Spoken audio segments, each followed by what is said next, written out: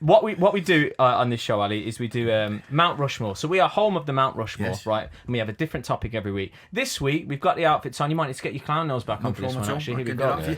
Halloween special. We're going to go for the Mount Rushmore, the 4 scariest players in football. Or the scariest figures in football. Why don't I open it up a little bit more? So that's what we'll go for. We'll have a little think. Current, ex. Should we say of all time? Yeah, all time, yeah. Let's do of all time. Let's make it a bit easier. Have you got someone in your mind straight away? I can tell that look on your face, Ali. Do you know exactly where you're going here? I know exactly where I'm going. Here's the first face of Mount Rushmore. Scariest in football. Terry Hurlock. Oh, really? Yeah. Go on in. Talk to us about why. Oh, man. Terry is the epitome of somebody you want in your team rather than against you. Yeah. Right?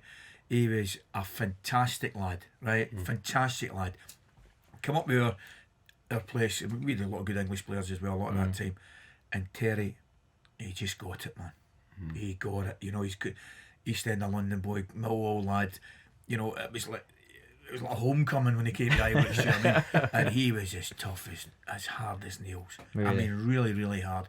Graham was obviously hard as well. Graham had a wee side to him, but Terry was hard. Yeah, man.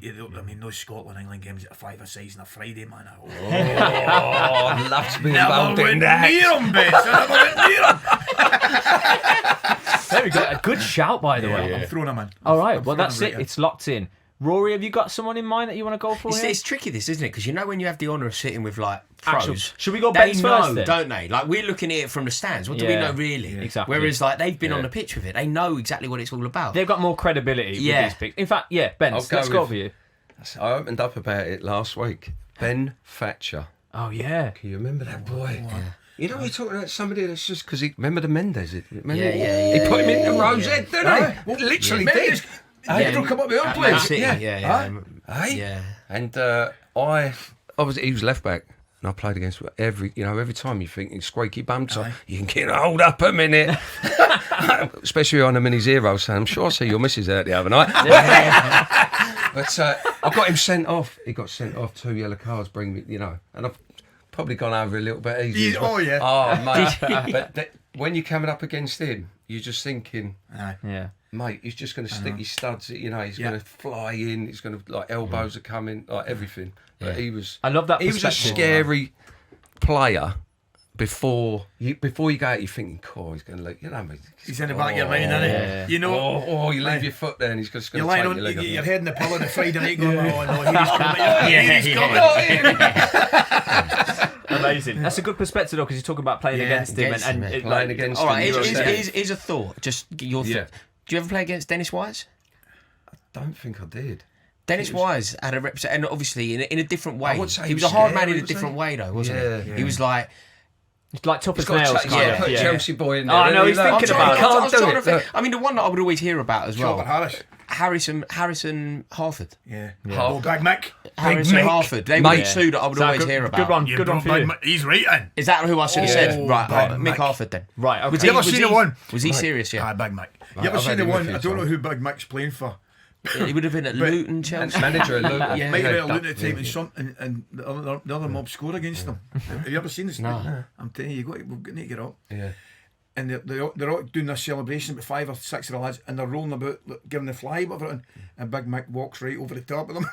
Yeah, I have seen that. He stamps over them. I have seen that. They're doing some choreographed celebration, and he just stamps on them all. Just angry. I have seen that. That's really what a lad as well. A brilliant lad. Really. So we're locking that in as well. Yes. Vinnie Jones. Well, let me throw a name out. Go on. I was going to say Duncan Ferguson. That was the first thing that popped into my head. Big Dunk. Everyone. I always think whenever you say Duncan Ferguson, I always saw Paul Lynch, the governor, right? Yeah. Have you ever seen the clip of Ferguson getting hold of Ince and just launching him? Yeah. I have not seen that. Just launches Ince, yeah. That's what I mean, though. I think Ince is in a Liverpool kit. Scotland, Yeah. But I think he ticks all the boxes because he's you don't want to play against him, of course, but he's also tough as nails as well. He literally was and a very, very good player. Very good player. And you know what? Actually, when we travelled to Spain, you were reading his book, weren't you? And you were on the front of his book, actually, one of your quotes. I played with a big fella. Yeah. Did you? Aye. He was. Would you vouch for that? Because 100%. another name. You know what I mean? Fearless. Imagine Fearless. Shearer and Ferguson. Yeah. Shearer and Ferguson as a front two. could well be one of the hardest front two. Yeah. Shearer and Ferguson. got to in be the right same up time. there. Yeah. It's got to be right up there. Just elbows, just everything. Heads in. He's gonna get don't hurt, isn't he? care. Yeah. Oh, bang. Do you know what? One of these boys, and if you're a centre half, you know, no matter how hard you hit him, he's going to coming get up. back. Yeah. That's what I mean, because we got pretty faces, haven't we? I mean, just leave it alone. So I'm thinking Big Dunk, but you know what? Another name just popped into my head there that you've played with, Gattuso.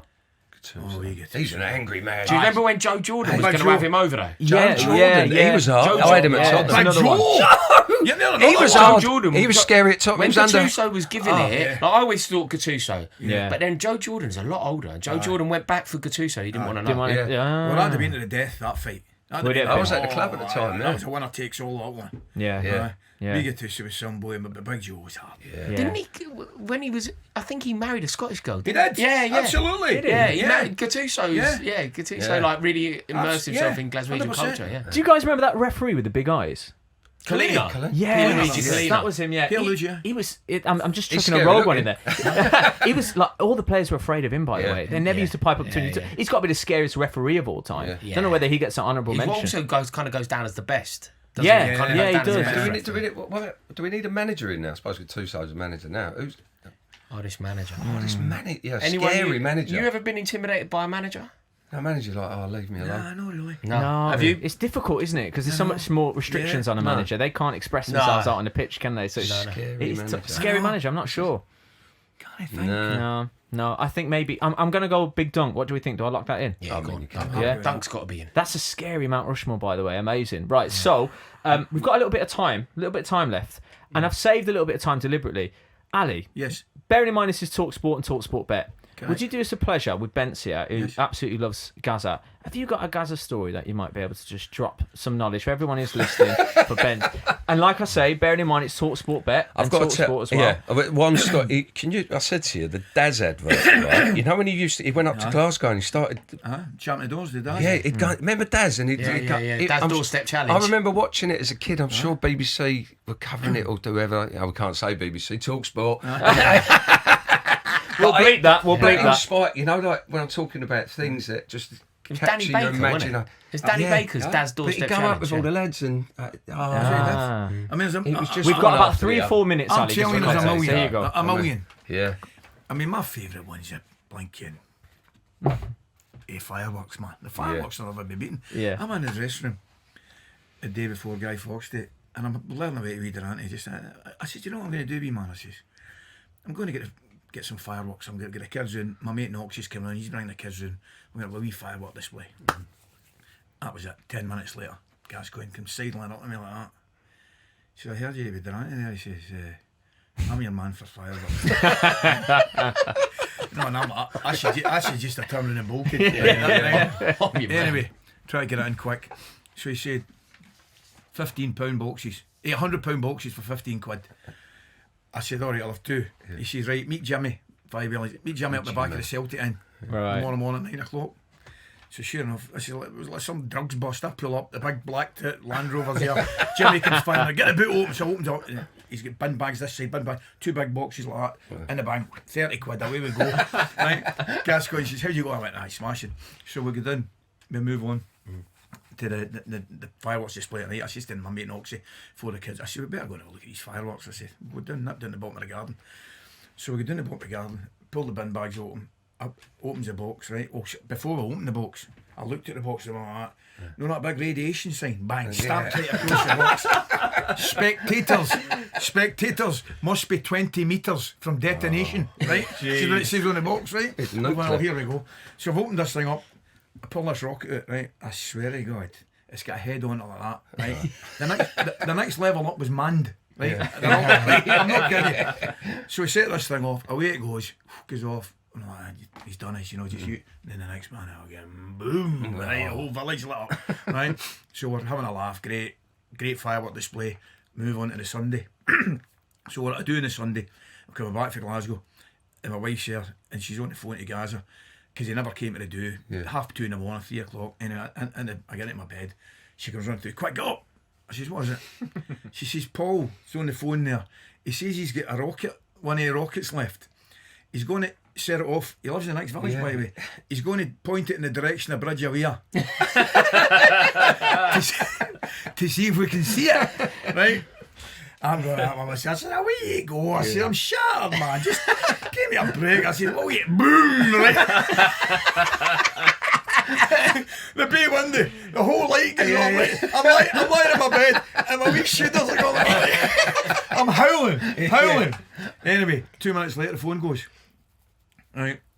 I says, hello there. She says, that Mr. McCoist? I said, it is, as a matter of fact. He says, it's Detective Inspector Wilson here, right, for Johnson Police. I went, oh, Joe. I said, how are you? I said, he went, not too well, actually, as a matter of fact. He says, we've got Mr. Gascoigne with us. Oh, I said, have you? As if I've not got a clue what's going on. He says, aye. He said, he's in here. We got a couple of phone calls. Phone's been going. People going on about an explosion. And he says, and he's told us he set off a firework in the general direction of the Bridge of Weir to your village. Can you confirm or deny that? I went, oh, well, to be quite honest with you, yeah, that's the case. He said, oh, that's fine, Mr. McCoist. He says, that's no problem. He says, it's just to let you know, he says, I'll be providing Paul with a bed and some breakfast, right?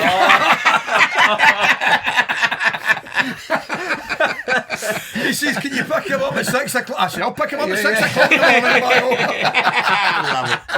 Amazing. Oh, man, that's brilliant. Ali, thank you so much.